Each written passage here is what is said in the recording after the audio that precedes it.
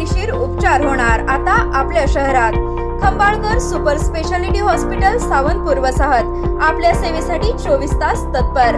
नवजात शिशु अतिदक्षता विभाग, अद्ययावत अतिदक्षता विभाग, अद्ययावत वंध्यत्व निवारण विभाग, व्हेंटिलेटर, सेंट्रल ऑक्सिजन, ॲम्ब्युलन्स सेवा, digital X-ray, pathology lab, pharmacy, सुसज्ज operation theatre, joint replacement, cashless insurance सुविधा, मुख्यमंत्री सहाय्यता निधीचा लाभ। खंबाळकर सुपर स्पेशालिटी हॉस्पिटल, संपर्क 88 03 36 37 38।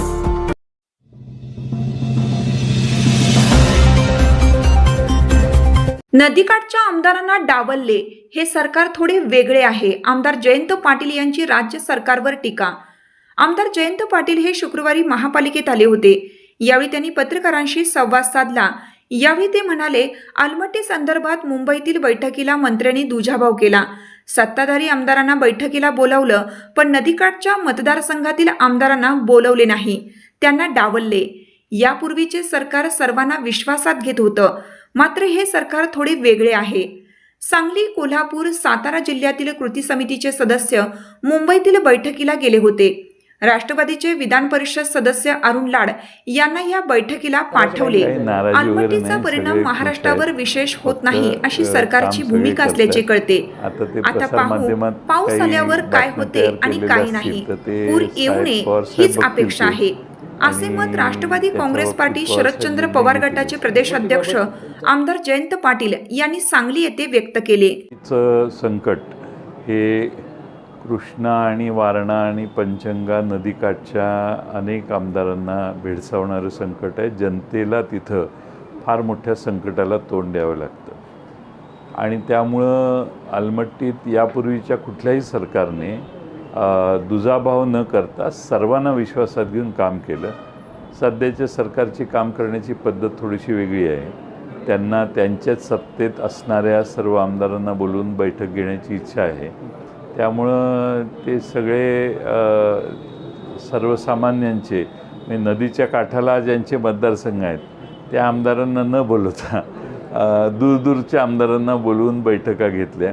पण नदीच्या काठाचे प्रश्न हे वेगळे आहेत आणि त्यासाठी मला वाटतं की मंत्री महोदयांनी खरं म्हणजे ते अनुभवी मंत्री आहेत, त्यांना खरं म्हणजे या दृष्टीनं लक्षात यायला पाहिजे होतं की प्रश्न नेमका काय आहे हे तिथला स्थानिक आमदारच सांगू शकतो।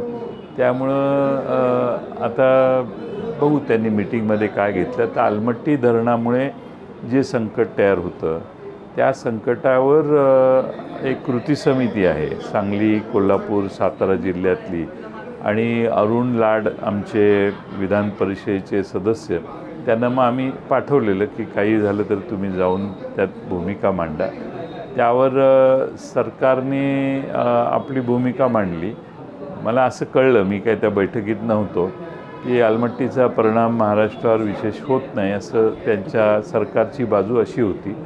आता बघू पाऊस आल्यावर काय होतंय काय नाही, पण अपेक्षा आहे की पूर येऊ नये। एवढा पाऊस झालेला आहे मागच्या काही दिवसात की आता उघडीप सुरू झालेली आहे। आता उघडीप सुरू झाल्यामुळं माणसांना पेरणीचे वगैरे नवे प्रश्न तयार झाले। पुन्हा पाऊस कधी येईल ह्याची शाश्वती नाही आणि पुढचा येणारा पाऊस नेहमी आपल्याकडे जुलै आणि ऑगस्टच्या दरम्यान जास्त पाऊस पडतो। त्यामुळं मधला जो पाऊस पडलेला आहे त्याच्यामुळं अजून अडसाली ऊस लावणाऱ्या शेतकऱ्यांची समस्या झालेली आहे। अनेक प्रश्न आहेत शेतीचे त्यातनं अशा मोठ्या प्रमाणात पडलेल्या पावसामुळे। अपेक्षा आहे की शेतकरी ह्या नव्या निसर्गाचं संकट आहे, अवेळी अति पाऊस पडणं हे फार संकटाचं आहे।